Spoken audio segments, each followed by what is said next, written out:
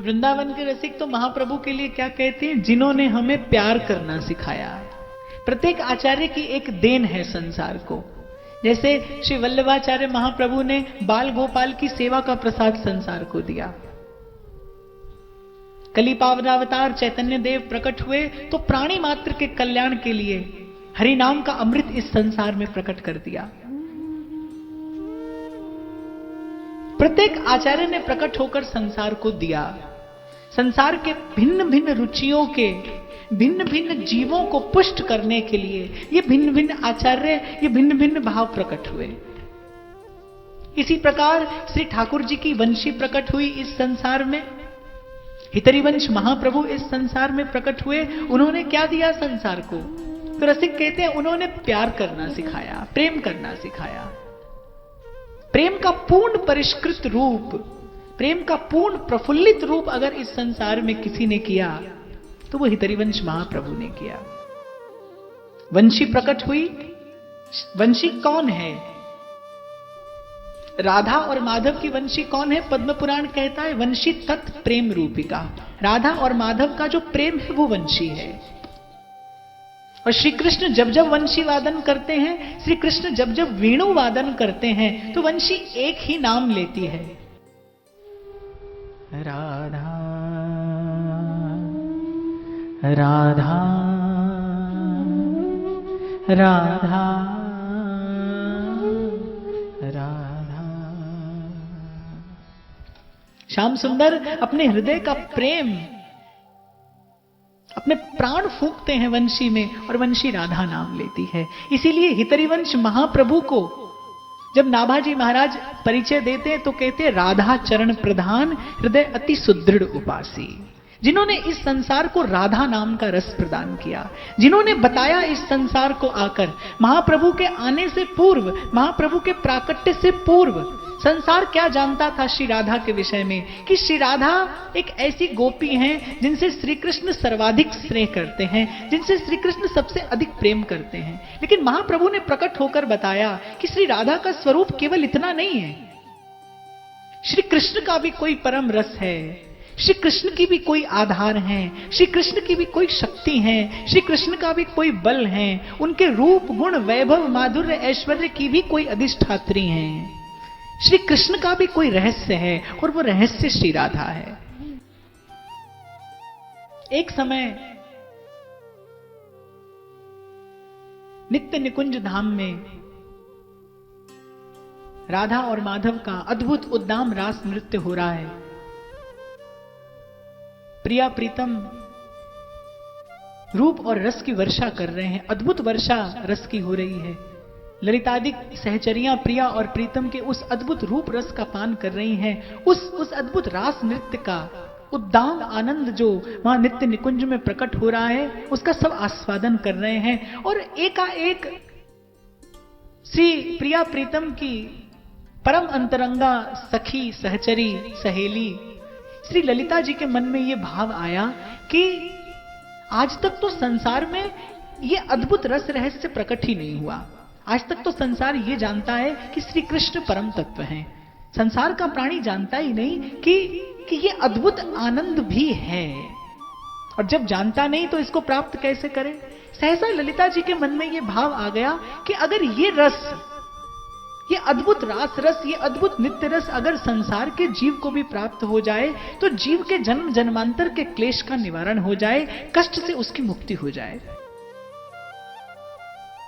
ललिता जी ने श्री किशोरी जी के चरणों में ये बात रख दी कि प्यारी जू, आज मेरे मन में ये इच्छा हुई है कि ये आपका जो परस्पर प्रेम है, जो ये दिव्य प्रेम है, भगवान जब धरती पर आते हैं तो वो पापी का भी नाश करते हैं, लेकिन भगवान का भक्त जब धरा पर आता है, भक्ति जब धरा पर आती है तो वो पापी का नाश नहीं करती, वो केवल पाप को नष्ट करती है, वो केवल कलुषता को नष्ट करती है। और भगवान के स्वरूप में अनुग्रह भी है और भगवान के स्वरूप में निग्रह भी है, लेकिन भगवान के भक्त केवल अनुग्रह ही करते हैं। इसीलिए भगवान कहते हैं मोते अधिक संत कर लेखा। तो श्री ललिता जी ने श्री किशोरी जी से अपनी ये मन की बात कह दी कि हे प्यारी जो आप कृपा करो और आपका ये अद्भुत रस धराधाम पर प्रकट हो जाए। श्री कृष्ण ने कहा कि लेकिन कलयुग का जीव तो इस रस को प्राप्त करने का अधिकारी नहीं है। और कलयुग का जीव ही क्यों, हितरिवंश महाप्रभु ने इस संसार में राधा नाम का जो रस प्रकट किया उसको प्राप्त करने का अधिकार तो बड़े बड़े देवादिकों को नहीं है, तो कलयुग का जीव इसको कैसे प्राप्त करेगा। पर ललिता जी ने कहा मेरे मन में ऐसी इच्छा आई सो आपके चरणों में रख दी। और भगवान सब कुछ कर सकते हैं, अपना मान टले टल जाए पर भक्त का मान न टलते देखा। भक्त के हृदय का संकल्प अधूरा नहीं रह सकता, सत्य संकल्प भगवान उसे पूरा करते हैं। यद्यपि यह बात लगभग असंभव थी कि नित्य निकुंज का राधा माधव का वो परम अंतरंग दिव्य रस प्रेम रस इस संसार में प्रकट हो जाए, पर ललिता जी ने प्रार्थना कर दी, श्री किशोरी जी ने वो बात मान ली और ठाकुर जी ने कहा कि ये कार्य कौन कर सकता है। हम दोनों का जो ये परस्पर प्रेम है, हम दोनों की जो ये परस्पर प्रीति है, जो संसार के सब रसों का मूल है, वो इस संसार में कौन प्रकट करे। तो श्री किशोरी जी ने कहा आपका और मेरा परस्पर प्रेम तो इसी वंशी में रहता है, वंशी तत् प्रेम रूपी का। ये वंशी संसार में जाए, ये वंशी संसार में प्रकट हो और कली के जीवों को ये अद्भुत प्रेम रस प्रदान करे। आप देखो जब भगवान ने महारास किया और गोपांगनाओं को बुलाना था, तब भी भगवान ने वंशी का ही सहारा लिया, वंशी का ही आश्रय लिया। ललिता जी ने निवेदन किया, किशोरी जी ने मान लिया, न हो सकने वाली बात हो गई। जिस रस को संसार में प्रकट नहीं होना था, जिस रहस्य को जानने के आप और मैं कतई अधिकारी नहीं है, जिन राधा वल्लभ लाल का दर्शन करना आपके और मेरे भाग्य में कभी भी नहीं हो सकता, किसी प्रयास से नहीं, किसी पुण्य से नहीं, किसी पुरुषार्थ से नहीं, किसी योग यज्ञ जप तप व्रत पूजा से नहीं, वो रस संसार में प्रकट हो गया। ललिता जी ने कृपा कर दी। मन में सहज एक भाव आ गया कि ये रस संसार के लोग भी प्राप्त करें। जहां से मैंने आज अपना निवेदन आरंभ किया था कि सुख पाकर सुखी नहीं हुआ जाता, सुख देकर सुखी हुआ जाता है। जो इस बात को जान लेता है, समझ लेता है, वो पाने की व्यर्थ चेष्टा छोड़ देता है, वो देता है, देने का प्रयास करता है। श्री प्रिया जी ने सहर्ष सम्मति दे दी। ठाकुर जी ने कहा कि कौन करेगा ये कार्य, तो श्री किशोरी जी ने कहा कि वंशी के अतिरिक्त ये कार्य कौन कर सकता है। पर श्री ठाकुर जी ने कहा कि आप और मैं तो एक क्षण के लिए भी इस वंशी के बिना नहीं रह सकते। आपका और मेरा तो एक क्षण का भी जीवन इस वंशी के बिना संभव नहीं है। श्री प्रिया जी ने कहा अब तो मैंने ललिता जी को वचन दे दिया, अब मैंने ललिता जी को यह वर दे दिया कि तुम्हारे मन की इच्छा पूरी होगी, तुम्हारी कामना पूरी होगी, और इस कामना को वंशी के अतिरिक्त कोई पूरा नहीं कर सकता। सो अब आपके, मेरे, श्री ललिता जी के और इन समस्त सखियों के मन की इस अभिलाषा को पूरा करने के लिए इस वंशी को धराधाम पर जाना ही पड़ेगा। वहां नित्य निकुंज में ये लीला हुई और यहां श्री महाप्रभु के उस नित्य लीला विहारिन की उस वंशी के इस संसार में आने की भूमिका बनने लगी। सहारनपुर के पास एक स्थान है देवबंद। वहां व्यास मिश्र नाम के एक ब्राह्मण दंपति रहते थे। पत्नी का नाम तारा रानी और व्यास मिश्र जी बड़े प्रकांड ज्योतिषी। पांडित्य उनका इतना कि उस समय जो हिंदुस्तान का बादशाह था, जो दिल्ली पति था, वो व्यास जी को अपना राज ज्योतिषी मानता था, व्यास जी का बहुत सम्मान करता था और उसी सम्मान के साथ उसने व्यास जी को बहुत विस्तृत ऐश्वर्य प्रदान कर रखा था। व्यास जी का बड़ा अद्भुत महल, नौकर चाकर, हाथी घोड़े। लेकिन व्यास जी और उनकी पत्नी रानी तारा, उनके मन में एक दुख, एक पीड़ा कि उनके कोई संतान नहीं, घर में कोई उस सुख का भोग करने वाला नहीं। व्यास मिश्र जी आदि 9 भाई थे और व्यास जी से जो बड़े भाई थे उनका नाम था नृसिंह आश्रम जी। उन्होंने कुछ समय पूर्व संन्यास ले लिया था। नृसिंह भगवान का भजन करते थे और भजन सिद्ध महापुरुष थे। एक बार भ्रमण करते करते सहज ही नृसिंह आश्रम जी अपने छोटे भाई व्यास जी के घर आ पहुंचे। ब्राह्मण दंपति ने द्वार पर आए संत को देखा, बड़ा सुंदर सत्कार किया, नैनों के जल से पग पखारे, सुंदर आसन दिया। और नृसिंह आश्रम जी ने देखा कि तारा रानी का मुख थोड़ा उदास है, घूंघट की ओट है, मुख नीचा किए बैठी हैं, कुछ कहना चाहती हैं लेकिन कहने का साहस नहीं हो रहा। नृसिंह आश्रम जी ने पूछा, बोले बेटी तारा, इस उदासी का क्या कारण है? व्यास जी ने सोचा कि शायद वो संकोच से उत्तर ना दे, इसीलिए खुद ही उत्तर देने लगे। बोले प्रभु आप अंतर्यामी हैं, मन की बात जानते हैं, आपसे अपना दुख क्या निवेदन करूं? नृसिंह आश्रम जी ने कहा, बोले व्यास तुम तो बड़े प्रकांड ज्योतिषी हो, क्या तुम नहीं जानते कि तुम्हारे भाग्य में ही संतान का सुख नहीं है? और जो भाग्य में नहीं लिखा, जो विधि का विधान नहीं है, उसको पाने के लिए क्या चेष्टा करना और न पाकर क्या उदास होना। जाने तारा रानी के मन में क्या बात आई, संकोच छोड़ा और बोल उठी कि बोली सब कुछ अगर भाग्य का ही लिखा होता है, फिर संतों की क्या महिमा है? फिर आप संतों की क्या महिमा है कि यदि सब कुछ भाग्य का ही लिखा जीव पाता है? नृसिंह आश्रम जी मौन हो गए, क्या उत्तर देते इस बात का। लेकिन बात सीधे हृदय तक लगी। शायद तारा रानी के हृदय से ये हुक उठी थी, मन की पीड़ा इन शब्दों में अभिव्यक्त हो गई कि यदि इस संसार में सब कुछ कर्म के बंधन में ही बंधा है, यदि इस संसार में सब कुछ भाग्य का ही लिखा होता है, तो फिर सर्वोपरि भगवान को नहीं, सर्वोपरि भाग्य को होना चाहिए।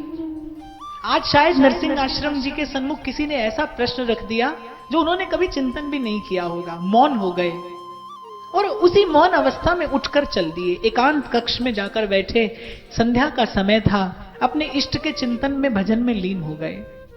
जैसा मैंने निवेदन किया कि नृसिंह आश्रम जी भाव सिद्ध महापुरुष थे, नृसिंह भगवान के अनन्य उपासक थे, अपने इष्ट के श्री चरणों के चिंतन में डूब गए कि आज इस पुत्र की लालसा से भरी इस स्त्री के प्रश्न का मैं क्या उत्तर दूं। आज उनके मन में भी एक प्रश्न हो गया कि प्रभु क्या सचमुच सब कुछ भाग्य का ही लिखा होता है? और यदि ऐसा है तो फिर आपकी और हम संतों की क्या महिमा है? उधर नित्य निकुंज धाम में महाप्रभु के आगमन की बात निश्चित हो चुकी थी, धराधाम पर उसकी भूमिका बनना बाकी था।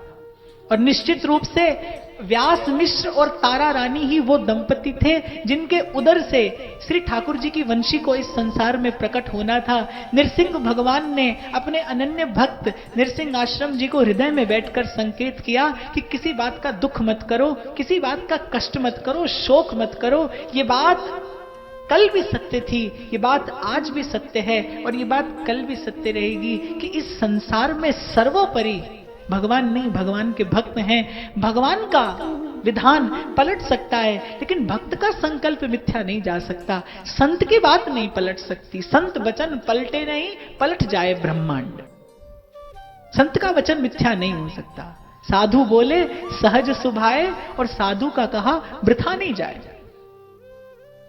श्री ठाकुर जी ने, नृसिंह भगवान ने हृदय में बैठकर आज्ञा कर दी कि जाओ उनको जाकर शुभ सूचना दे दो कि अति शीघ्र तारा रानी की कोख से एक ऐसा पुत्र रत्न उत्पन्न होगा जो केवल उनका नहीं अपितु इन तीनों लोगों का कल्याण करने के लिए इस धराधाम पर आएगा, जो केवल उनको ही रस प्रदान नहीं करेगा, जिसके आगमन का हेतु ही इन तीनों लोगों को, इस 3 लोक 14 भुवन को रस पूरित करना है। और कोई नहीं, साक्षात वृंदावन बिहारी की मुनिमन मोहिनी, सर्वजन मोहिनी, नाद ब्रह्म की जननी, वो वंशी इन दंपति के उदर से, तारा रानी के उदर से प्रकट होगी। जाओ उनको जाकर शुभ सूचना दो कि प्रभु के आगमन की प्रतीक्षा करें।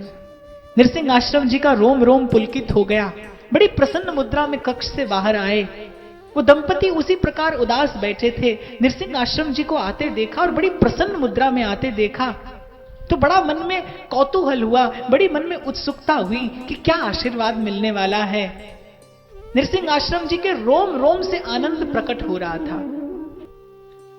तो बड़े प्रसन्न मुद्रा में नृसिंह आश्रम जी आए, बोले कि तुम्हारे कष्टों का अंत हो गया। तारा, तुमने प्रश्न किया, चोट मेरे हृदय पे लगी। हृदय पे चोट लगी तो हृदय विहारी का प्रभावित होना आवश्यक था। हृदय में विहरण करने वाले मेरे प्रभु बोल उठे कि चिंता मत करो, शोक मत करो। निश्चित रूप से ये बात अकाट्य सत्य है, ये सिद्धांत परम सत्य है कि इस संसार में सर्वोपरि अगर कुछ है तो वो संत की कृपा है, वो भक्त का अनुग्रह है, जो जीव अपने भाग्य से नहीं पा सकता। जो भगवान का विधान नहीं दे सकता वो संत का आशीर्वाद दे देता है। नृसिंह आश्रम जी ने कहा प्रसन्न हो जाइए, मुझे प्रभु ने आशीर्वाद दिया है कि तुम दोनों के जन्म जन्मांतरों के पुण्य संचित हुए हैं, तुम दोनों की जन्म जन्मांतरों की पुण्य राशि एकत्रित हुई है।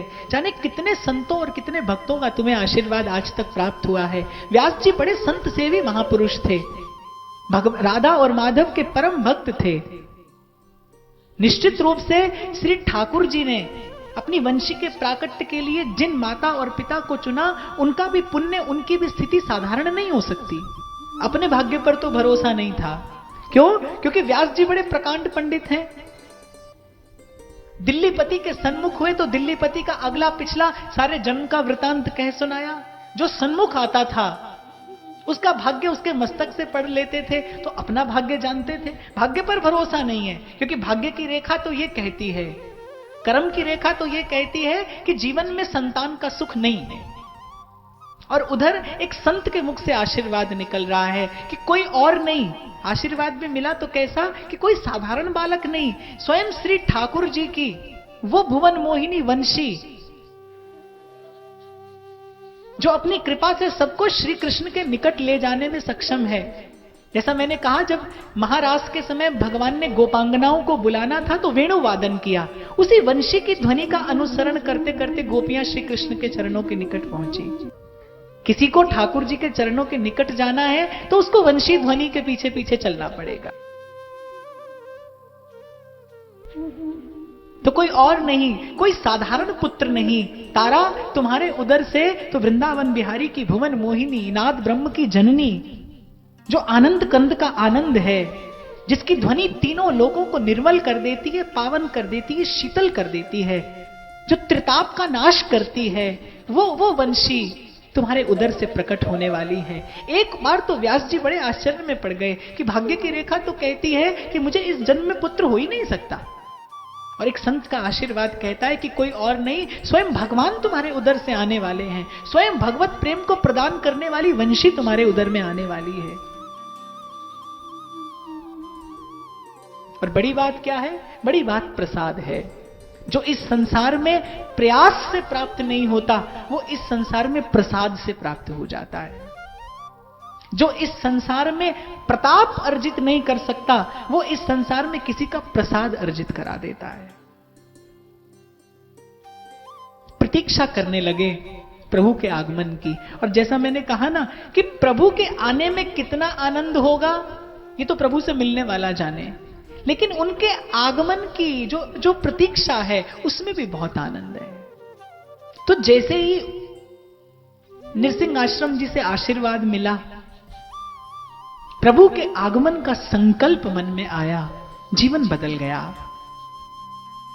जो नाम स्मरण पहले प्रयास से होता था वो सहज होने लगा, जो भगवत सेवा प्रयास से होती थी वो सहज होने लगी। अब तो तारा रानी का जीवन कैसा है? अब तारा रानी का जीवन है, भोर भय ते सांझ ढरे तक सेवा को ही नेम हमारो, भोर भय ते सांझ ढरे तक सेवा को ही नेम हमारो, स्नान करावे वस्त्र ओढ़ावे भोग लगावे सो लागत प्यारो, कब से निहारत आप की ओर के आप हमारी ओर निहारो, राधे कृष्ण हमारे धाम को जान वृंदावन धाम पधारो। पल पल प्रभु के आने की आशा, और जो तारा रानी का भाव बढ़ा, भाव में उत्तरोत्तर वृद्धि होने लगी। एकाएक एक दिन तारा रानी के मन में ऐसा भाव आया कि मुझे ब्रज भूमि का दर्शन करना है, मुझे वृंदावन धाम का दर्शन करना है, मुझे बरसाना धाम की रज अपने मस्तक पर धारण करनी है, सप्तपुरियों में श्रेष्ठ उस मथुरापुरी का दर्शन करना है। प्रसव का समय निकट था। व्यास जी से तारा रानी ने अपने मन की बात की कि मुझे ब्रजभूमि का दर्शन करने की इच्छा हो रही है। कितने प्रयासों के बाद तो व्यास जी के जीवन में यह दिन आ रहा था। व्यास जी तो एक एक दिन प्रतिपल बड़ी सावधानी से तारा रानी का रक्षण करते थे, सेवा करते थे। तारा रानी के मुख से ये बात सुनी कि मुझे ब्रजभूमि का दर्शन करना है, तो व्यास जी बड़े संशय में पड़ गए कि ऐसी अवस्था में इतनी लंबी यात्रा करना तो आपके लिए ठीक नहीं होगा, ये आपके स्वास्थ्य के लिए भी उचित नहीं है। वैद्य जी से पूछा गया तो वैद्य जी ने कहा कि तारा रानी इस समय आसन्न प्रसवा हैं और गर्भवती स्त्री के मन की इच्छा पूरी करनी चाहिए, और ये इच्छा तो बड़ी सुंदर है। तारा रानी के मन में कोई संसार की वस्तु प्राप्त करने की इच्छा नहीं है, ब्रजभूमि का दर्शन करने की इच्छा, ये तो परम मंगलमय भाव है। आपको इसका पोषण करना चाहिए, आपको इस इच्छा की पूर्ति के लिए प्रयास करना चाहिए। जिस प्रकार का बालक गर्भ में आएगा, माता की रुचि भी वैसी हो जाती है। माता जो खाएगी, जो चिंतन करेगी, उससे बालक का तन और मन बनेगा। और जिस प्रकार की आत्मा जननी की कोख में आएगी, जननी के संस्कार और उसकी रुचियां भी वैसी होने लगेंगी। तारा रानी का सारा दिन भजन में जाता है। राधा और श्याम सुंदर का नाम जिह्वा पर नर्तन करता रहता है। नैनों से कभी सहज में ही प्रेमाश्रु प्रवाहित होने लगते हैं। और अब तो ये ब्रजभूमि के दर्शन की इच्छा हो गई, और साधारण इच्छा नहीं, बड़ी उत्कट इच्छा, बड़ी तीव्र लालसा। वैद्य जी से पूछा, वैद्य जी ने कहा प्रयास करिए और इनको ले जाइए, जो होगा मंगल होगा। जैसा मैंने कहा कि बादशाह का दिया बड़ा ऐश्वर्य व्यास जी के पास था, पूरे लाव लश्कर के साथ व्यास जी चल दिए ब्रजभूमि की ओर। और तारा रानी के मन में ब्रजभूमि का दर्शन करने की इच्छा क्यों करना होती, क्योंकि जो उदर में आया है उसका संसार में आने का कारण भी यही है कि वो जिसके जीवन में आएगा उसको श्री राधा और माधव के चरण कमलों तक ले जाएगा। वो जिसके जीवन में आएगा उसके जीवन में समस्त आशाओं को हटाकर, उसके जीवन के समस्त बंधनों को छुड़ाकर वो वृंदावन का परम विश्राम प्रदान करेगा। महाप्रभु का इस संसार में आगमन का हेतु यही है। ललिता जी के मन की कामना कि जीव को वृंदावन का विश्राम मिले, जीव को प्रिया और प्रीतम के, राधा और माधव के, राधा वल्लभ लाल के श्री चरणों का ये अद्भुत रस प्राप्त हो। और जिसकी उदर में महाप्रभु आने वाले हैं, उन तारा रानी के मन में ये सहज ही बात क्यों ना आती। व्यास जी चल दिए वृंदावन धाम की ओर। पग पड़ा तारा रानी का व्यास जी का ब्रजभूमि पर। ब्रजभूमि के भाव ने स्पर्श किया, भाव का उद्दीपन हो गया, रोम रोम पुलकित हो गया। मस्तक टेक कर तारा रानी ने ब्रजभूमि को प्रणाम किया, और मानो उसी भूमि को राधा वल्लभ लाल के श्री चरण जान अपने नैनों के अश्रुओं से उन चरणों का अभिषेक कर दिया। बरसाना धाम की रज अपने मस्तक लगाई, वृंदावन धाम को प्रणाम किया, दर्शन किया, ब्रज रज अपने मस्तक पर धारण की। और वृंदावन से मथुरा, और मथुरा से कुछ कोस की दूरी पर एक ग्राम है बाद ग्राम। वहां जाकर वो काफिला रुका। वैशाख मास शुक्ल पक्ष और दशमी तिथि, रात्रि का समय। व्यास जी को लगने लगा कि प्रसव का समय अब निकट है। उनको लगा कि जिस बात का भय था वही हुआ। व्यास जी के मन में ऐसे संकल्प था कि हम यात्रा पूरी करके सकुशल अपने घर लौट आएं और तारा रानी का घर पर प्रसव हो। जबकि श्री ठाकुर जी का विधान कुछ और था। सारे संसार को वृंदावन का रस प्रदान करने वाला, सारे संसार को वृंदावन का अपरूप रूप बताने वाला स्वयं संसार के किसी अन्य स्थान पर कैसे प्रकट हो जाता। तारा रानी के मन में इस इच्छा को जागृत करना और इस समय यहां पर आकर पहुंचने का कारण ही केवल यही था कि महाप्रभु को ब्रजभूमि में, इस मथुरा मंडल में आकर वृंदावन के सन्निकट प्रकट होना था। रात को व्यास जी को लगने लगा कि प्रसव का समय निकट है, बड़े चिंतित हो गए। और वहीं बाद ग्राम के कुछ ग्रामवासी एकत्रित होकर बैठे थे। एक बूढ़े व्यक्ति ने कहा, बोले भैया, उतरता बैसाख है, चढ़ता जेठ है, लेकिन आज बयार कैसी शीतल हो गई, जैसे कल रात को यहां हो गई थी। बोले बयार में कैसी अद्भुत शीतलता आ गई है। और बड़ा आश्चर्य हो रहा है कि ये जो पोखर कब से सूखी पड़ी थी, इसमें कितना निर्मल जल एकत्रित हो गया है, कमल फूलने लगे हैं, वातावरण कैसा सुंदर हो गया है। आज इस ग्राम को देखकर ऐसे लगता है कि जैसे हम भी अपरिचित हैं इस ग्राम से, जैसे पहली बार हमारा इस ग्राम में आना हुआ है। आज ऐसे लगता है कि मन को कोई कष्ट नहीं है, आज ऐसे लगता है कि जीवन में आनंद ही आनंद है।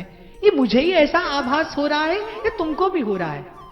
दूसरा व्यक्ति वृद्ध था, बोले भैया तू तो अपने मन की आनंद की बात कर रहा है और मेरा मन तो नाच बेगू कर रहा है।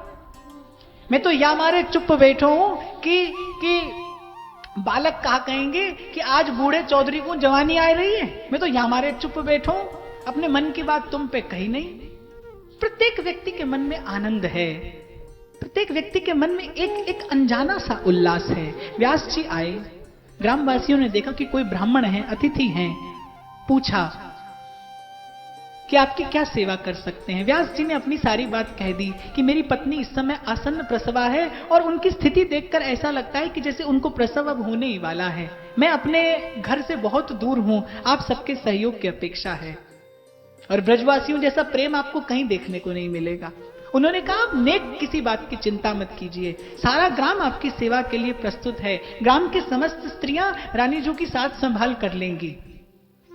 ये तो हम सब का सौभाग्य है कि हमको आपका आतिथ्य मिला है। और व्यास जी मन ही मन सोच रहे हैं कि मेरा ये सौभाग्य है। मन में तो ये चिंतन था कि यात्रा पूरी करके सकुशल घर लौट जाऊं और बालक का जन्म हो, लेकिन शायद नृसिंह आश्रम जी की बात स्मरण आ गई कि इस बालक के रूप में कोई और नहीं, वृंदावन बिहारी की वंशी प्रकट होने वाली है। और वंशी का वो नाद, ठाकुर जी ने वृंदावन छोड़ा लोक की लीला में। ठाकुर जी मथुरा गए, द्वारिका गए, लेकिन जब श्री ठाकुर जी मथुरा गए तो अपनी वंशी श्री किशोरी जी को देकर गए। वंशी वृंदावन की भूमि का कभी परित्याग नहीं करती और उस वंशी को संसार में प्रकट होना था तो वृंदावन के अतिरिक्त और कौन सी भूमि थी। और वैसे भी जितने वैष्णव संप्रदाय हैं उन सब में से केवल एक हितरिवंश महाप्रभु ऐसे हैं, केवल एक ये आचार्य ऐसे हैं जिन्होंने ब्रज भूमि पर आकर अवतार धारण किया है। बाकी समस्त आचार्य भारत देश के दक्षिण प्रांत में प्रकट हुए हैं। केवल एक हितरिवंश महाप्रभु ऐसे हैं जो ब्रज भूमि में आकर प्रकट हुए। दिन आ गया, वो मंगलमय बेला आ गई। वैशाख मास शुक्ल पक्ष एकादशी तिथि और मोहिनी एकादशी। तिथि भी चुनी तो वंशी ने मोहिनी एकादशी चुनी, क्योंकि वंशी मोहिनी है। वंशी मोहन करती है, मोह लेती है। वो जड़ को चेतन करती है, चेतन को जड़ करती है। वो योग्य अयोग्य का विचार किए बिना सबको रस का दान करती है। वो पात्र और अपात्र का विचार किए बिना सबको श्री कृष्ण का स्मरण कराती है। आप कहीं भी वंशी सुनेंगे ना तो आपको सहज में श्री कृष्ण का स्मरण हो आएगा। वंशी की धुनी का आप अनुसरण करेंगे तो सहज में ही वो वंशी की धुनी आपको श्री कृष्ण के भाव के निकट ले जाएगी।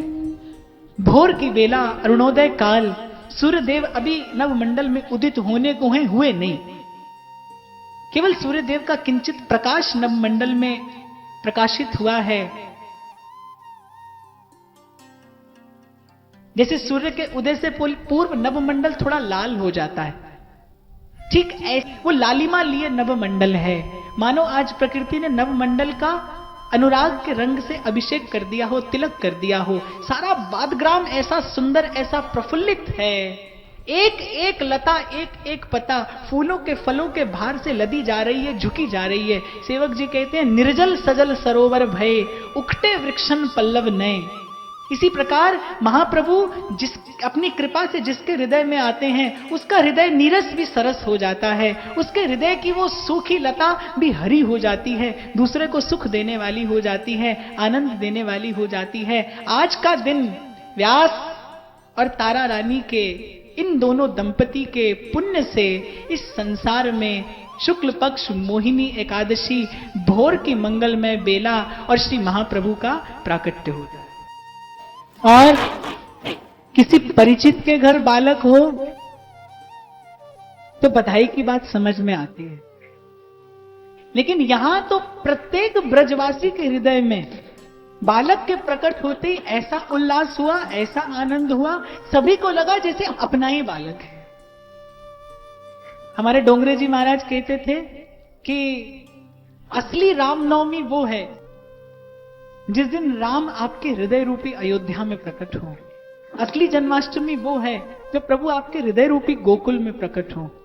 आज हितोत्सव है, आज आनंदोत्सव है, आज श्री हितरिवंश महाप्रभु का प्राकट्योत्सव है, लेकिन असली हितोत्सव वही है जब आपके और मेरे हृदय में ये हित, ये प्रेम, ये आनंद प्रकट हो। ब्रजवासियों के यहां तो आनंद प्रकट हुआ, घर घर तोरण बंधनवार, घर घर प्रति चित्रई दरबार। ब्रजवासियों के हृदय में अपूर्व उल्लास छा गया, नाचने लगे, गाने लगे, गुनगुनाने लगे, दौड़ पड़े सब व्यास जी के शिविर की ओर, बिना जाने बिना पूछे कि किसका बालक है, कौन है। केवल उनके हृदय का आनंद खींच के लिए जा रहा था। व्यास जी के पुत्र और तारा के दुलारे उन व्यास नंदन का दर्शन करने की लालसा लेकर, क्योंकि कौन प्रकट हुआ है? सब हरि समगुण रूप अपार, महापुरुष प्रगटे संसार, जिनके सब रूप और गुण स्वयं श्री हरि के जैसे हैं। तो व्यास जी ने भी वैसा ही उत्सव किया जैसे नंद बाबा ने किया था, और ब्रजवासियों ने भी वैसा ही हो हल्ला और वैसा ही आनंद किया जैसे नंद नंदन के प्राकट्य के समय हुआ था। नृसिंह आश्रम जी ने मन ही मन बालक के चरण कमल अपने मस्तक पर लगाए। जिस प्रकार 5वें दिन आशुतोष भगवान शंकर आए थे और मैया से याचना करते थे कि मैया हीरा पन्ना कुछ नहीं चाहिए, बस एक बार तेरे लाल की झलक दिखा दे, ऐसे नृसिंह आश्रम जी के मन में लालसा हुई। तारा रानी की गोद में सुंदर रेशमी वस्त्र में लिपटे व्यास नंदन हैं। मन में बड़ी उत्कंठा हुई, लेकिन साथ में संकोच भी है कि क्या सोचेगी तारा। संत होकर एक बालक में इतना मोह, लेकिन तारा नहीं जानती कि तेरी गोद में जो खेल रहा है वो बालक नहीं है, वो सर्वाधार को भी वश में करने वाली वो प्रेम रूपी सत्ता है, जो पता नहीं किसके भाग्य से, किसके सौभाग्य से, या फिर ऐसा कह लो अपनी ही सहज कृपा से इस धराधाम पर तेरी कोख से आकर प्रकट हो गई है। अब व्यास कहने लगे कि नाम आप रख दीजिए। नृसिंह आश्रम जी ने कुंडली देखी तो सब हरि समगुण रूप अपार, सब गुण और रूप हैं हरि के जैसे। और अपने इष्ट देव नृसिंह भगवान की कही वो बात याद आ गई कि और कोई नहीं, वृंदावन बिहारी की, नित्य निकुंज बिहारी की वंशी तारा की कोख से प्रकट होगी। तो और अपने इष्ट देव की बात का स्मरण करके उस हरि में जोड़ दिया वंश, और बालक का नाम हुआ हरिवंश। बोले व्यास तुम्हारे इस बालक का नाम हरिवंश होगा। और एक बात स्मरण रखना, ये एक संत का आशीर्वाद है, और ये आशीर्वाद मैं प्रयास करके नहीं दे रहा हूं, कि ये मेरे हृदय का भाव है। जाने क्यों कर ये शब्द मेरी जिह्वा पर आना चाहते हैं कि जो इस नाम का उच्चारण करेगा, जो इस नाम का भजन करेगा, उसको सहज में राधा और माधव के श्री चरणारविंद के प्रेम की प्राप्ति होगी, क्योंकि इसकी कोख से प्रेम स्वरूपिणी वंशी प्रकट हुई है। जो इसके नाम का आश्रय लेगा, जो इसके चरणों का आश्रय लेगा, वो सहज में ही प्रिया और प्रीतम के श्री चरणारविंद की प्रेम लक्षणा भक्ति प्राप्त कर लेगा। और एक बड़ी अद्भुत बात व्यास नंदन की, कि जब बालक थोड़ा रोता है तो न खिलौने से प्रसन्न होता है, न किसी खेल से, बस कोई आकर कान में राधा कह दे, राधा राधा कह दे, तो बालक किलकारी मारने लगता है। व्यास जी इतना तो समझते हैं, व्यास जी इतना तो नित्य प्रति अनुभव करते हैं कि ये बालक साधारण नहीं है, ये बालक असाधारण भी नहीं है। इस बालक के रूप और गुण ऐसे हैं जो शायद अनिर्वचनीय हैं, कहने में नहीं आते, क्योंकि व्यास जी भी कोई साधारण व्यक्ति नहीं है। बड़े प्रज्ञावान पंडित हैं, बड़े संस्कारवान ब्राह्मण हैं, और सबसे विशेष बात कि भगवान के परम भक्त हैं। राधा माधव की निरंतर सतत सेवा कार्य करने में संलग्न रहते हैं। तभी शायद व्यास जी का कोई ऐसा अद्भुत गुण तो था कि दिल्लीपति, हिंदुओं का परम विरोधी, महाक्रूर, लेकिन व्यास जी का बहुत आदर करता है, व्यास जी का बहुत सत्कार करता है। संत के मुख से श्री हरिवंश नाम प्रकट हुआ, बालक बढ़ने लगा। व्यास जी और तारा रानी बड़े प्रसन्न हैं पुत्र को लाड़ लड़ाकर। जो बालक बढ़ता है तो उसकी बाल सुलभ चेष्टाओं को देखते हुए हर्षित हैं, प्रसन्न हैं। प्रतिक्षण भगवान का धन्यवाद करते हैं। एक समय की बात है, व्यास जी अपने निज मंदिर में अपने राधा और माधव की सेवा कर रहे थे और बालक हरिवंश के मन में बड़ी लालसा हुई कि मैं भी ठाकुर जी के श्री विग्रह की सेवा करूं। व्यास जी ने कहा कि हरिवंश अभी बहुत छोटे हो, कुछ दिन केवल सेवा का दर्शन करो, जब योग्य हो जाओगे, जब प्रवीण हो जाओगे तो मैं तुम्हें भी सेवा का अवसर दूंगा। हरिवंश बालक बहुत उदास हो गए, महल के उद्यान में जाकर बैठ गए। छोटी छोटी दो लताएं थी, एक लता को नीला वस्त्र ओढ़ा दिया और एक लता को पीला वस्त्र ओढ़ा दिया। दोनों में कुछ फल लिए और भाव से प्रिया और प्रीतम की भावना करके श्री ठाकुर जी को भोग लगाने बैठ गए। मन शुद्ध हो और वस्तुतः भजन करने की अभिलाषा हो तो किसी परिस्थिति विशेष की आवश्यकता नहीं है। व्यास जी ने अपनी सहज सेवा में नीलांबर धारण कराया था श्री किशोरी जी को, पीतांबर धारण कराया था श्याम सुंदर को, और व्यास जी ने अपने मंदिर में भोग रखा।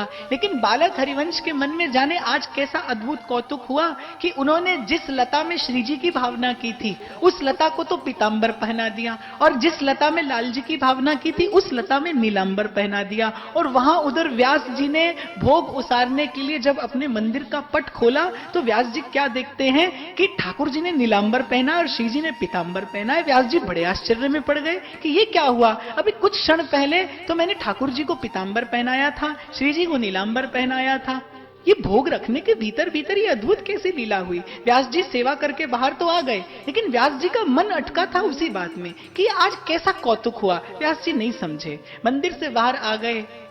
प्रसाद देने के लिए जो ही बालक हरिवंश को पुकारा, देखा कि हरिवंश तो महल में नहीं है, बाहर उद्यान में बैठे हैं। व्यास जी उद्यान में पहुंचे तो बालक हरिवंश आंखों से अश्रु बह रहे हैं। नन्हा सा बालक जो अज्ञ है, जो कुछ नहीं जानता, उसकी आंखों में प्रेमाश्रु हैं और ऐसा आभा मंडल है कि व्यास जी भी निकट गए तो भाव से अभिभूत हो गए, भावना भावित हो गए। व्यास जी ने देखा कि ये क्या करते हो, सामने छोटी छोटी दो लता है, एक को नीला वस्त्र लपेटा है, एक को पीला वस्त्र लपेटा है, सामने दोनों में कुछ फल रखे हैं। व्यास जी ने पूछा ये कौन है, ये क्या खेल खेलते हो? बोले कुछ नहीं बाबा, आपने सेवा करने के लिए ठाकुर जी नहीं दिए, ये दो लता मिली, मैंने एक को नीलांबर पहना दिया, एक को पीतांबर पहना दिया, ठाकुर जी को भोग रख दिया। अब व्यास जी को थोड़ा वो कौतुक समझ में आने लगा। व्यास जी ने कहा अच्छा बताओ, इनमें से श्याम सुंदर कौन है और इनमें से श्री किशोरी जी कौन है?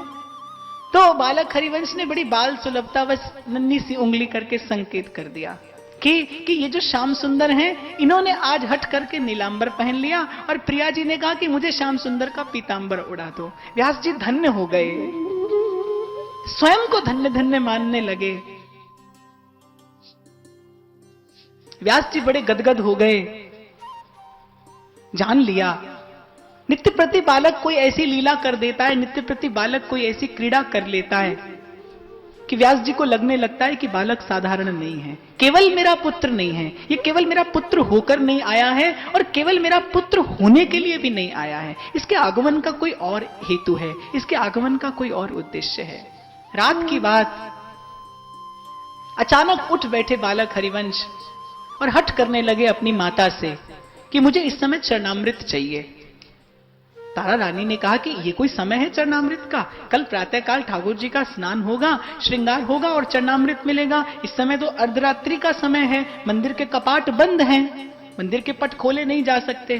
पर बालक ने हठ कर लिया, फिर समझाया कि देखो इस समय प्रिया प्रीतम शयन कर रहे हैं, मंदिर का पट खोलना उचित नहीं है, और बालक हठ पर अड़ गया। कौन कहता है प्रिया प्रीतम शयन करते हैं, प्रिया प्रीतम तो निज मंदिर में चौसर खेल रहे हैं। अब व्यास जी बड़े आश्चर्यचकित हुए ये सुनकर, बहुत मनाने का प्रयत्न किया कि किसी प्रकार बालक सो जाए, पर आज तो बालक ने हठ पकड़ लिया और बाल हठ प्रसिद्ध है।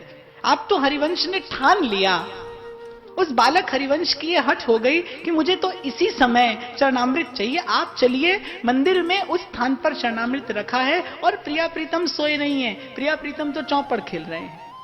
हमारे यहां श्री जी के शयन निकुंज में चौपड़ आदि की व्यवस्था करके रखी जाती है, ये हमारे यहां सेवा की परिपाटी है। व्यास जी गए, बड़े सकुचाते हुए उन्होंने मंदिर का पट खोला और क्या देखते हैं कि प्रिया प्रीतम के पलंग के सन्मुख चौपड़ बिछी है और उस चौपड़ को देखकर ऐसा लगता है कि जैसे मानो अभी अभी कोई बाजी अधूरी छोड़ के उठकर चल दिया हो। व्यास जी बड़े गदगद हो गए। तारा रानी से कहने लगे कि तारा, ये बालक नित्य प्रति मुझे कोई ना कोई ऐसी अनुभूति दे देता है कि मेरा मन होता है कि अपना सर्वस्व राधा माधव के श्री चरणों पर न्यौछावर कर दूं। क्या देखा उन्होंने हम में? हमने तो कभी भजन नहीं किया, हमने तो कभी कोई साधन नहीं किया। जाने कौन सी बात पर रीझ गए कि यदि किंचित मैं संसार में प्रवेश करना भी चाहूं, किंचित यदि संसार की किसी चर्चा को मैं जीवन में लाना भी चाहूं, तो ये बालक कोई ना कोई ऐसी लीला कर देता है जिससे मुझे फिर प्रिया प्रीतम का भजन, फिर प्रिया प्रीतम का स्मरण हो आता है।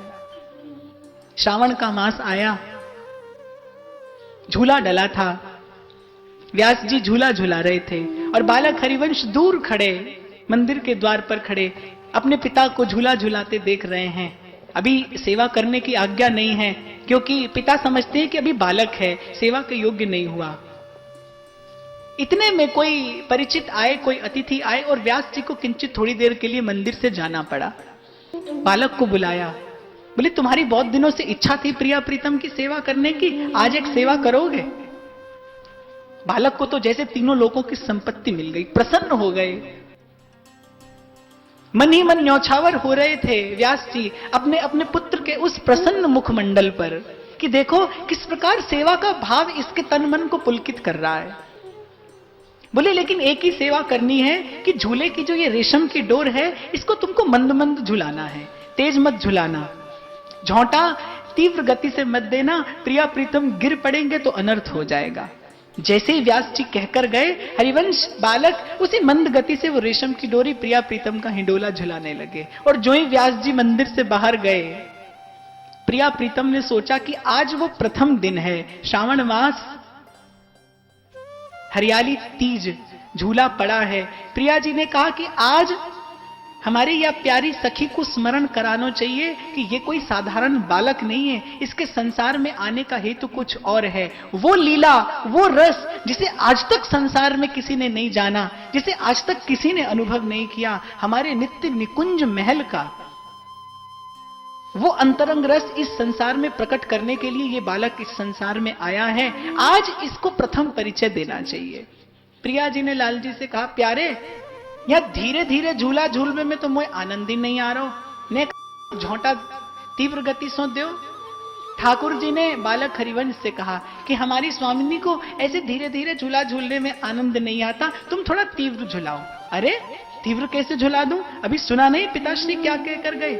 जाने कितनी प्रतीक्षा के बाद तो आज ये मुझे छोटी सी सेवा मिली कि इस रेशम की डोर को झुलाना है, और तीव्र गति से झुलाया और कहीं आप गिर पड़े तो मुझे तो आज के बाद कभी सेवा में प्रवेश नहीं कराया जाएगा। बालक हरिवंश ने निषेध कर दिया और वैसे ही झूला झुलाने लगे। पर ठाकुर जी को प्रिया जी की आज्ञा पूरी करनी थी। प्रिया जी की इच्छा हो गई कि मुझे तो तीव्र गति से झूला झूलना है। ठाकुर जी ने अपने कर की वंशी और अपने कटी का पटुका बालक हरिवंश की कटी पर बांधा, वंशी उसमें खोसी और उतर गए। बोले अब तुम खड़े हो जाओ और हमारी लीला देखो। और ठाकुर जी तीव्र गति से प्रिया जी को झुलाने लगे। व्यास जी आए, देखा कि बड़ी तीव्र गति से झूला चल रहा है। कुपित हुए, क्रोधित हो गए, डांटा। बोले अरे ये क्या करते हो? अगर प्रिया प्रीतम गिर पड़ते तो बालक ने बड़े सहज भाव से उत्तर दे दिया कि मैंने थोड़ी इतना तीव्र गति से झोंटा दिया, मैं तो आपके कहे अनुसार बड़ी मंद मंद गति से झुला रहा था। अरे झूठ बोलना भी सीख गए? मैं सच कहता हूं, स्वयं कुंज बिहारी उतर कर आए, स्वयं राधा वल्लभ उतरे और कहने लगे कि प्रिया जी की बड़ी तीव्र गति से झूलने की इच्छा है, और इन्होंने तीव्र गति से झोंटा देना आरंभ कर दिया। अब व्यास जी स्वीकार भी कर रहे हैं और मानते भी नहीं। फिर देखा कि वो नन्ना सा पटुका जो उन्होंने प्रातःकाल श्रृंगार धारण करते समय श्याम सुंदर के श्री विग्रह पर बांधा था, वो नन्ना पटुका बालक हरिवंश की कटी पर कैसे आ गया? श्याम सुंदर की वो वंशी जो कर कमल में थी, वो उस कटी के पटुका की फेंट में कैसे लगी है? तो बोले ये पटुका और वंशी कहां से आए? बोले अरे वही तो आपसे कहना चाह रहा था, इन्होंने अपना पटुका मेरी कटी पे बांधा, वंशी उसमें खोसी और कहने लगे तुम दूर खड़े हो जाओ, कोई गीत आता है तो गुनगुना दो। प्रिया जी को झोंटा मैं दूंगा। झूला से उतरे और झोंटा देने लगे। मैं तो दूर खड़ा केवल गुनगुना रहा था, इत और ललिता उत और विशाखा, वो झूले अलबेली सरकार, झूले रानी राधिका। अब व्यास जी के पास कहने को कुछ नहीं था, लेकिन अब बालक हरिवंश के मन में बड़ी उत्कट अभिलाषा होने लगी कि मेरे पास भी कोई बड़े सुंदर से श्री विग्रह हो और मैं भी सेवा करूं। बालक के मन में अभिलाषा उत्कट होने लगी कि मुझे भी सुंदर श्री विग्रह प्राप्त हो और मैं भी सेवा करूं, पर कहां से लाऊं? बाबा तो अभी विग्रह देंगे नहीं, वो तो बार बार कहते हैं कि अभी तुम छोटे हो। बस एक दिन यही भावना लेकर, यही सोचते सोचते सो गए और रात्रि में श्री प्रिया जी ने बालक हरिवंश को स्वप्न दिया कि तुम्हारे महल के उद्यान में एक पीपल का पेड़ है। उस पीपल के पेड़ के सबसे ऊंचे पत्र पर एक मंत्र लिखा हुआ कल तुम्हें प्राप्त होगा। उस मंत्र का जप करना, उस मंत्र का भजन करना, उस मंत्र के प्रभाव से हमारी नित्य निकुंज की उपासना का समस्त रहस्य, जिसके तुम अधिकारी हो, तुम्हारे हृदय में स्पर्श करते ही प्रकट हो जाएगा। वो मंत्र स्वयं भी जपना और जो शरण में आए उसको भी देना, क्योंकि तुम्हारा संसार में आने का उद्देश्य भी यही है। भक्तमाल में भी महाप्रभु के स्वरूप का परिचय यही कहकर दिया कि राधिका वल्लभ लाल आज्ञा जू रसाल दई, सेवा मोह प्रकाश और बिलास कुंज धाम को। प्रातः काल उठे, पीपल के पेड़ पर चढ़कर मंत्र का दर्शन किया, मंत्र को अपने हृदय में धारण किया। आज भी श्री राधा वल्लभ संप्रदाय में जो मंत्र दिया जाता है उसे निज मंत्र कहते हैं। इसीलिए राधा वल्लभ संप्रदाय की मूल आचार्य कोई और नहीं, स्वयं श्री किशोरी जी हैं, स्वयं श्री राधा हैं, क्योंकि उन्हीं का दिया मंत्र आज तक संप्रदाय में दिया जाता है और उपासना के भाव को सिद्ध किया जाता है। कुछ दिन बीते, बसंत की ऋतु थी। महाप्रभु अपने सखाओं के साथ अपने महल के उद्यान में क्रीड़ा कर रहे थे, खेल रहे थे। उनकी सहज रुचि रहती थी भगवत और सेवा से संबंधित कोई क्रीड़ा करने की, खेल खेलने की। आज महाप्रभु ने अपने सखाओं से कहा कि चलो आज ठाकुर जी खेलेंगे। किसी संघ के सखा ने कह दिया कि ये बूढ़ों का भी कोई खेल हुआ, ठाकुर जी खेलना, बैठो माला सटकाओ, ठाकुर जी को भोग लगाओ, हम ये खेल नहीं खेलेंगे। बालक हरिवंश का मुख कुछ उदास हो गया। एक बड़ा स्नेही सखा था, उसने कहा अच्छा ठीक है, एक शर्त पर ठाकुर जी खेलेंगे, तुम पहले ठाकुर जी तो लेकर आओ, ठाकुर जी लेकर आओ तो हम ठाकुर जी खेलेंगे। और ठीक वही घटना पुनः हुई, जिस प्रकार काली दह के निकट खेलते खेलते श्याम सुंदर ने गेंद जानबूझकर जमुना जी में डाल दी और श्री दामा भी हट करने लगे कि कन्हैया मोए तो मेरी वही गेंद चाहिए, दूसरी गेंद ना चाहिए। और ठाकुर जी अपने बाल सखा का हट पूरा करने के लिए कूद पड़े श्री जमुना जी के जल में और नाथ लाए कालिया को। ठीक आज वैसी लीला हुई, अपने सखा का हट पूरा करने के लिए वही महल के उद्यान में एक कुआं था। बालक हरिवंश ने आव देखा न ताव और कूद गए उस कुआं में। सब सखा हतप्रभ रह गए, चकित हो गए, मानो सभी के प्राण निकलने को हों कि ये क्या हुआ, एक क्षण में कैसी लीला हो गई। क्या उत्तर देंगे तारा मैया को, क्या उत्तर देंगे व्यास बाबा को। करुण क्रंदन करने लगे सब सखा, नन्हे नन्हे बालक थे, समझ में ही नहीं आया कि ये हुआ क्या। वो करुण क्रंदन महल के भीतर व्यास जी के कान में पड़ा। सेवकों ने जाकर कहा कि इस प्रकार ऐसी घटना हो गई, दुर्घटना हो गई कि बालक हरिवंश के मन में जाने क्या आया और वो महल के कुआं में कूद गए। महल के कुआं में कूद गए, ये सुनते तारा रानी तो वहीं मूर्छित हो गई। व्यास जी बड़ी मुश्किल से उन्हें संभाला, परिचारिकाओं को उनको संभालने को कहा, दौड़ कर आए, पछाड़ खाकर गिर पड़े। संघ के लोगों ने व्यास जी को संभालने का उपक्रम किया, जिसको इतनी जन्मों की साध के बाद पुत्र मिला, और पुत्र भी ऐसा। और उस पिता की आंखें आज यही देख रही हैं कि मेरी आंखों के सामने पुत्र कुएं में कूद गया, कोई अता पता मालूम नहीं पड़ता। क्या स्थिति रही होगी व्यास जी की उस समय, ये तो उन्हीं का हृदय जाने। लेकिन पीड़ा का कोई पार नहीं था, प्राण रहते भी नहीं और प्राण जाते भी नहीं। करुण क्रंदन व्यास जी करने लगे। सारा ग्राम संभालने वाला था, व्यास जी किसी के संभाले नहीं संभलते। और वहां परिचारिकाएं प्रयत्न कर रही हैं तारा रानी को होश में लाने का, उनको होश नहीं आता, उनकी चेतना नहीं लौटती। और कुछ ही देर बाद व्यास जी क्या देखते हैं कि उस गहरे कुएं में से मानो एक प्रकाश पुंज ऊपर की ओर आ रहा है। सब बड़े आश्चर्यचकित होकर देखने लगे। और जब वो प्रकाश पुंज थोड़ा और निकट आया तो उस प्रकाश पुंज के भीतर बालक हरिवंश पद्म आसन लगाकर बैठे हैं और उनकी गोद में श्याम सुंदर का एक कोटि काम लावण्य मूर्ति सुंदर श्री विग्रह उनकी गोद में विराजमान है। व्यास जी को ऐसे लगा कि मानो स्वयं सूर्य नारायण मेरे पुत्र को अपनी गोद में बैठाकर लिए आ रहे हों। बालक हरिवंश बाहर आए, अपने सखा से कहने लगे कि अब तो मैं ठाकुर जी ले आया, अब तो मेरे संग ठाकुर जी खेलोगे ना। व्यास जी ने छाती से चिपटा लिया ठाकुर जी को भी और अपने बालक को भी। बोले लाला जी तेने कहा क्यों?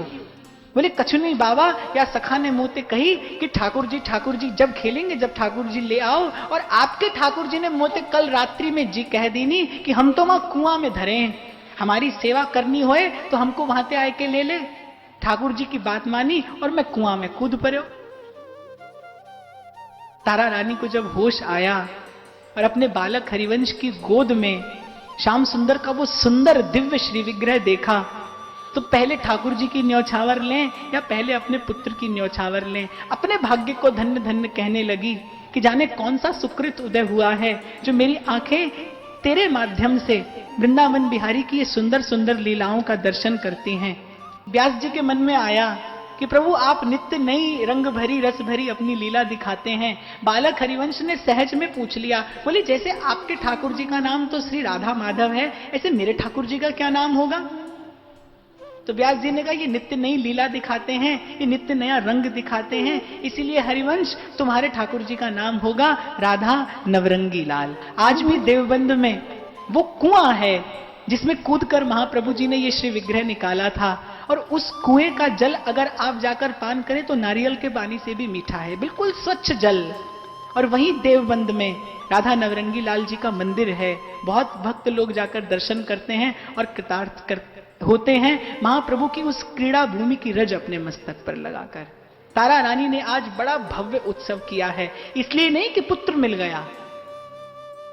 तारा रानी के उत्सव करने का कारण आज ये है कि पुत्र ने भगवत दर्शन करा दिया, मेरा जननी होना सफल हो गया, मेरा जीवन धन्य हो गया, कुल पवित्र हो गया। अब राधा नवरंगी लाल का दर्शन तो सबने नहीं किया होगा, राधा वल्लभ लाल का दर्शन अवश्य किया होगा।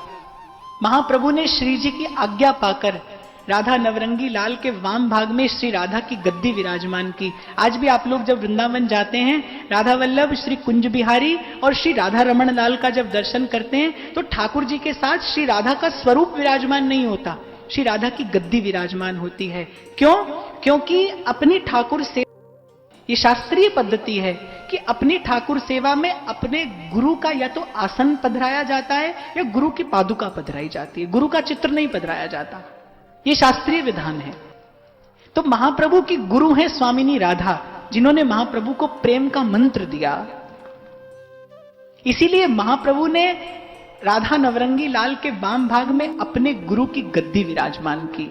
श्री राधा की उस गद्दी पर श्री राधा का समस्त श्रृंगार और आभूषण धारण कराया जाता है। और यह कायदा है कि अपने इष्ट की सेवा में जाने से पहले अपने गुरु को प्रणाम करना चाहिए, गुरु का सेवन करना चाहिए।